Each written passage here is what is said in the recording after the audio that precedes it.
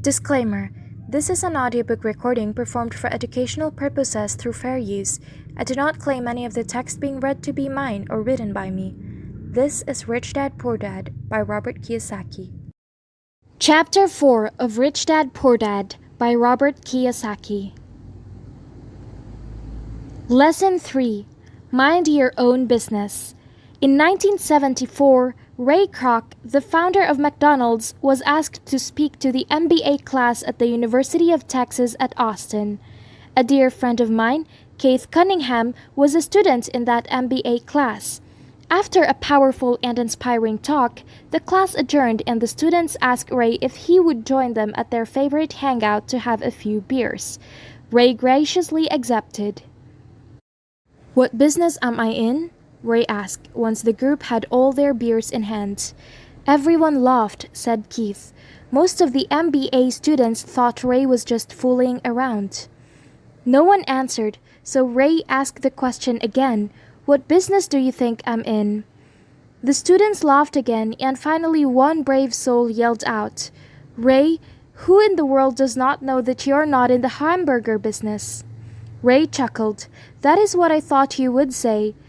He paused, then quickly said, "Ladies and gentlemen, I am not in the hamburger business. My business is real estate." Keith said that Ray spent a good amount of time explaining his viewpoint. In their business plan, Ray knew that the primary business focus was to sell hamburger franchises. But what he never lost sight of was the location of each franchise. He knew that the real estate and its location was the most significant factor in the success of each franchise. Basically, the person that bought the franchise was also paying for, buying, the land under the franchise for Ray Kroc's organization. McDonald's today is the largest single owner of real estate in the world, owning even more than the Catholic Church. Today, McDonald's owns some of the most valuable intersections and street corners in America as well as in other parts of the world. Keith said it was one of the most important lessons in his life. Today, Keith owns car washes, but his business is the real estate under those car washes. The previous chapter ended with the diagrams illustrating that most people work for everyone else but themselves. They work first for the owners of the company, then for the government through taxes, and financially for the bank that owns their mortgage. As a young boy, we did not have McDonald's nearby. Yet my rich dad was responsible for teaching Mike and me the same lesson that Ray Kroc talked about at the University of Texas. It is secret number 3 of the rich. The secret is mind your own business. Financial struggle is often directly the result of people working all their life for someone else. Many people will have nothing at the end of their working days. Again, a picture is worth 1,000 words. Here is a diagram of the income statement and balance sheet that best describes Ray Kroc's advice. Most people, your profession is your income. For the rich, your assets is your income. Our current educational system focuses on preparing today's youth to get good jobs by developing scholastic skills. Their lives will revolve around their wages, or as described earlier, their income column. And after developing scholastic skills, they go on to higher levels of schooling to enhance their professional abilities. They study to become engineers, scientists, cooks, police officers, artists, writers, and so on. These professional skills allow them to enter the workforce and work for money. There is a big difference between your profession and your business. Often I ask people, "What is your business?" And they will say, "Oh, I'm a banker." Then I ask them if they own the bank. And they usually respond, "No, I work here." In that instance, they have confused their profession with their business. Their profession may be a banker, but they still need to own business. Ray Kroc was clear on that difference between his profession and his business. His profession was always the same. He was a salesman.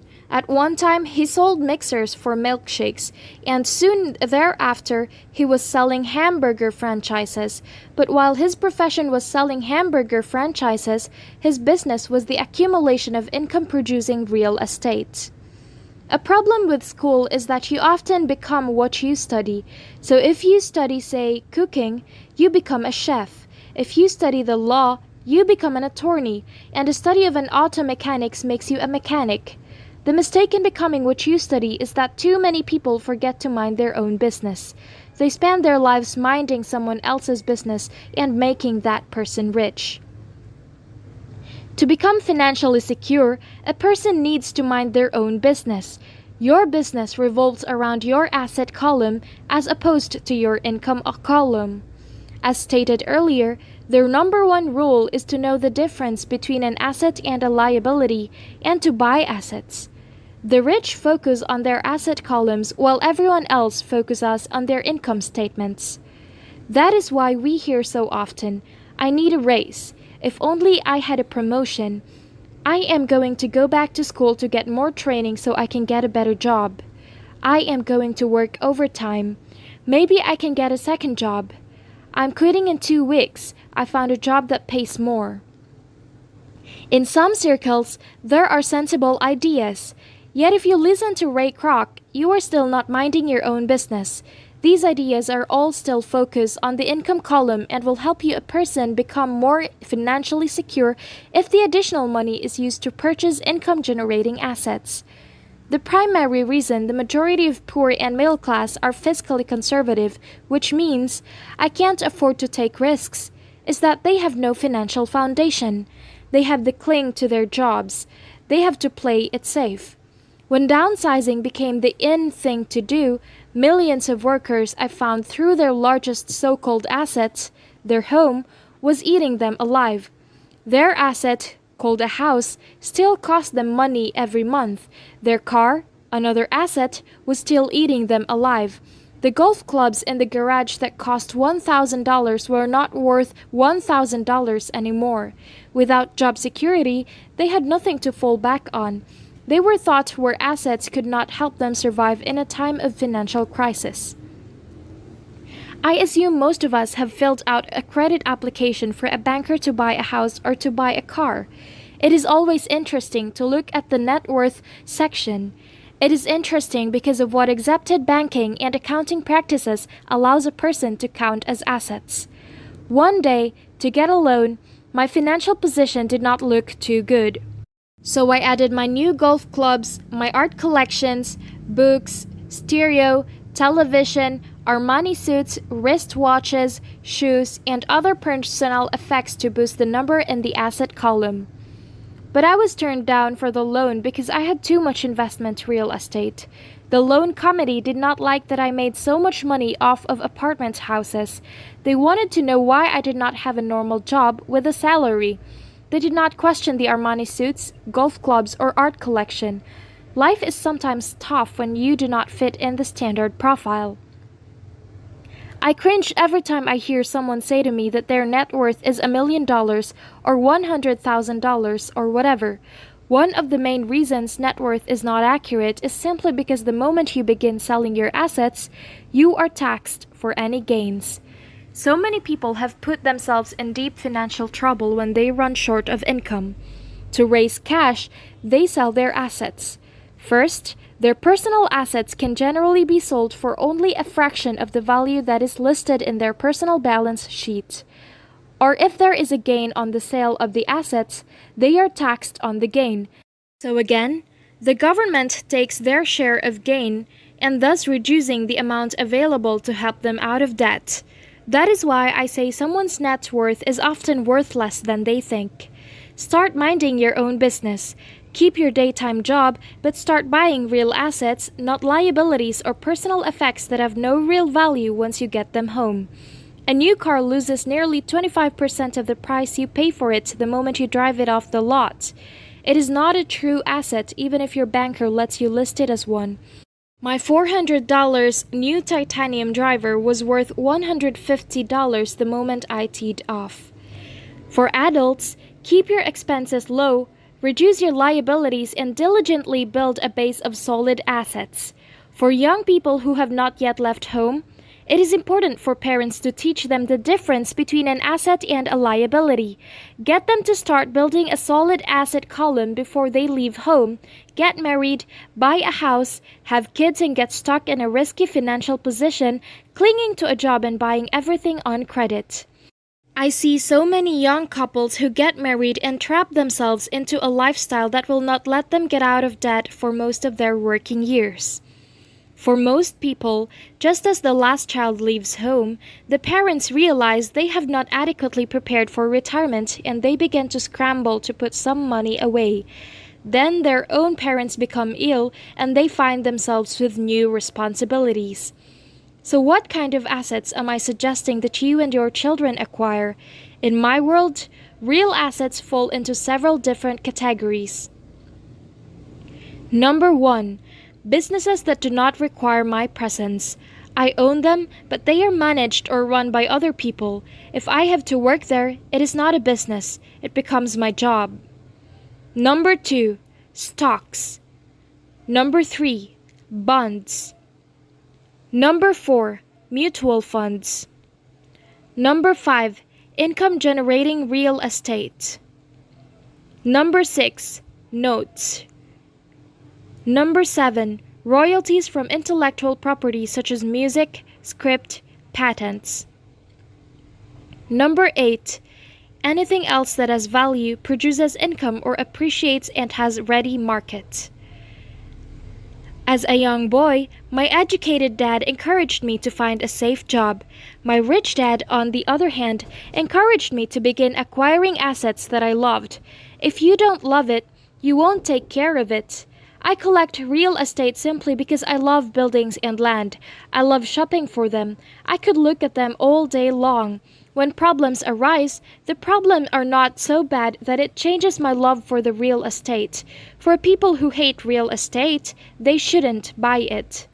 I love stocks of small companies, especially startups. The reason is that I am an entrepreneur, not a corporate person. In my early years, I worked in large organizations such as Standard Oil of California, the U.S. Marine Corps, and the Xerox Corp. I enjoyed my time with those organizations and have fond memories, but I know deep down I am not a company man. I like starting companies, not running them. So my stock buys are usually of small companies, and sometimes I even start the company and take it public. Fortunes are made in new stock issues, and I love the game. Many people are afraid of small cap companies and call them risky, and they are. But risk is always diminished if you love what the investment is, understand it, and know the game. With small companies, my investment strategy is to be out of the stock in a year. My real estate strategy, on the other hand, is to start small and keep trading the properties up for bigger properties and, therefore, delaying paying taxes on the gain. This allows the value to increase dramatically. I generally hold real estate less than 7 years. For years, even while I was with the Marine Corps and Xerox, I did what my rich dad recommended. I kept my daytime job, but still I minded my own business. I was active in my asset column. I traded real estate and small stocks. Rich dad always stressed the importance of financial literacy. The better I was at understanding the accounting and cash management, the better I would be at analyzing investments and eventually starting and building my own company. I would not encourage anyone to start a company unless they really want to. Knowing what I know about running a company, I would not wish the task on anyone. There are times when people cannot find employment, when starting a company is a solution for them. The odds are against success. 9 out of 10 companies fail in 5 years. Of those that survive the first 5 years, 9 out of every 10 of those eventually fail as well. So only if you really have the desire to own your own company do I recommend it. Otherwise, keep your daytime job and mind your own business. When I say mind your own business, I mean to build and keep your asset column strong. Once a dollar goes into it, never let it come out. Think of it this way. Once a dollar goes into your asset column, it becomes your employee. The best thing about money is that it works 24 hours a day and can work for generations. Keep your daytime job, be a great hardworking employee, but keep building that asset column. As your cash flow grows, you can buy some luxuries. An important distinction is that rich people buy luxuries last, while the poor and middle class tend to buy luxuries first. The poor and the middle class often buy luxury items such as big houses, diamonds, furs, jewelry, or boats because they want to look rich. They look rich, but in reality, they just get deeper in debt or credit. The old money people, the long-term rich, built their asset column first. Then the income generated from the asset column brought their luxuries. The poor and middle class buy luxuries with their own sweat, blood, and children's inheritance. A true luxury is a reward for investing in and developing a real asset. For example, when my wife and I had extra money coming from our apartment houses, she went out and bought her Mercedes. It did not take any extra work or risk on her part because the apartment house bought the car. She did, however, have to wait for it 4 years while the real estate investment portfolio grew and finally began throwing off enough extra cash flow to pay for the car. But the luxury, the Mercedes, was a true reward because she had proved she knew how to grow her asset column. That car now means a lot more to her than simply another pretty car. It means she used her financial intelligence to afford it. What most people do is they impulsively go out and buy a new car or some other luxury on credit. They may feel bored and just want a new toy. Buying a luxury on credit often causes a person to sooner or later actually resent that luxury because the debt on luxury becomes a financial burden. After you've taken the time and invested in and built your own business, you are now ready to add the magic touch, the biggest secret of the rich, the secret that puts the rich way ahead of the pack, the reward at the end of the road for diligently taking the time to mind your own business.